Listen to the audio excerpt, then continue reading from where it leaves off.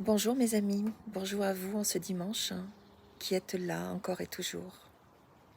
Aujourd'hui, j'avais envie de vous parler des différents niveaux de conscience et de l'équilibre entre raison et ressenti. Le premier, c'est le niveau instinctif. Ici, l'être humain vit surtout à travers ses sensations brutes et ses émotions immédiates. Le ressenti domine, faim, peur, plaisir, douleur. Et la raison est presque absente ou réduite à des réflexes pratiques. Spirituellement, c'est l'état de l'enfant ou de l'animal, en lien profond avec la vie, mais sans recul, ni discernement. Ensuite, le niveau rationnel. Alors là, l'homme développe son mental, apprend à distinguer, analyser, classer, compter. Et la raison devient souveraine. Le ressenti, alors, est souvent relégué comme trop subjectif, trop approximatif. C'est l'âge de la science, de la logique, de la maîtrise technique.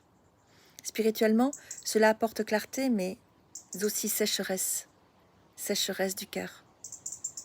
On peut comprendre le monde sans jamais le goûter, sans jamais le vibrer, sans jamais le raisonner.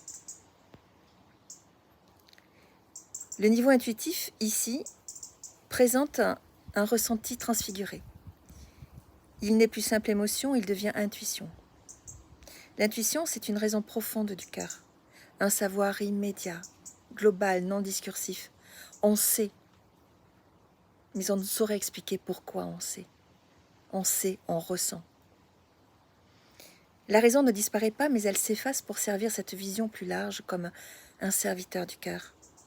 Spirituellement, c'est l'état de l'artiste inspiré, du sage, du mystique en chemin. Ensuite, le niveau contemplatif ou mystique. Là, les opposés se résolvent. Raison et ressenti ne sont plus deux forces distinctes, mais deux facettes d'une même lumière, deux côtés d'une même pièce. La conscience n'a plus besoin de raisonner ni de ressentir au sens ordinaire. Elle est simplement, présence pure, accueil de ce qui est. Dans cet état, la pensée peut surgir mais sans rigidité. Les émotions peuvent apparaître mais sans attachement. Spirituellement, c'est ce que le bouddhisme appelle prana, sagesse directe. Donc pour synthétiser, même si je n'aime pas ce mot du tout, raisonner c'est une marche. Elle structure, elle prépare le terrain, elle taille le sentier dans la forêt de l'expérience. Et ressentir,